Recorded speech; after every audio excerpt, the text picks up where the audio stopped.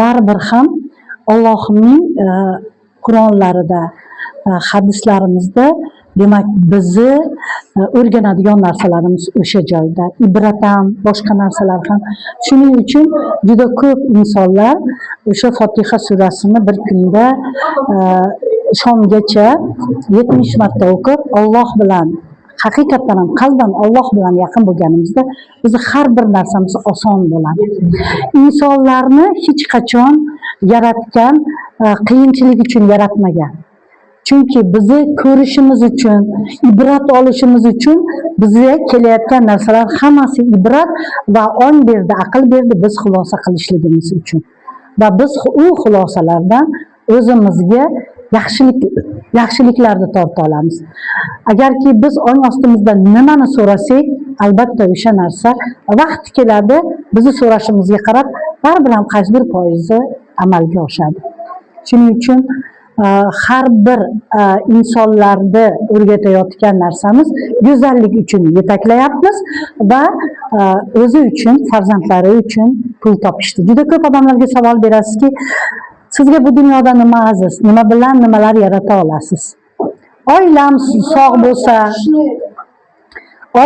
sog' bo'lsa, deydi, pulim demaydi-da, ota-onam sog' bo'lsin, yaqinlarim, unim, bunim deydi.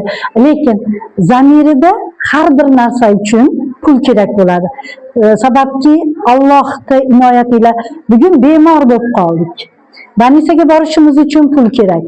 Ota-onamizga sevimli farzand bo'lishimiz uchun umralarda, sanatoriyalarda, chet ellarda sovg'a qilaylik, agarki pulimiz bo'lsa. To'g'rimi?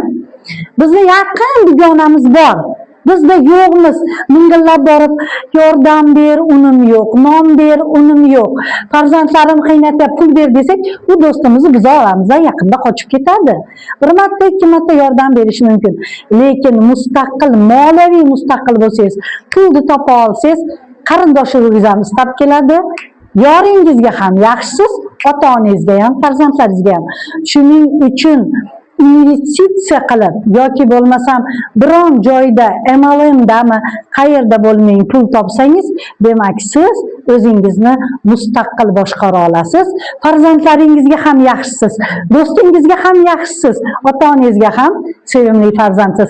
Aytingchi, siz mehnatlaringiz tufayli shu biznesni qilib pul topdingizda, dadajonimga deb bitta mashinani hadya qildingiz. Qaysi farzand zo'r ota-ona uchun? Albatta, ko'mak bergan, sovg'alar, hadyalar qilgan odam yoki qiynalayotgan bitta insoningizga pulingiz yo'q. Voy, senga yordam bersammi dedingiz, u sizni yaxshi ko'rmaydi. Eng yomon ko'rgan odami uning qiyin kunlarda pul bilan yordam berib qo'ysa, demak u nima qiladi? O'sha insonni duosida o'sha insonga rahmatini, o'sha odamga minnatdorchiligini bildiradi. Demak, bizning bu dunyodagi ekkan ekinlarimizning sug'oriladigan suvlari bu bizning ilmimiz, tajribalarimiz, amaliyotda o'rgatganlarimiz bilan ularning tomirlari yuksak, ularning daraxtlari ko'p meva beradigan bo'ladi. Biznesda ham, hayotda ham xuddi shunday. MLMda ayniqsa, qayerga bo'lsa ekib ketgan mevalarimiz bir kun kelib albatta o'zini mevalarini beradi. Shuning uchun har doim mehnat qiling va juyush yasang va har doim boy bo'lishga intiling.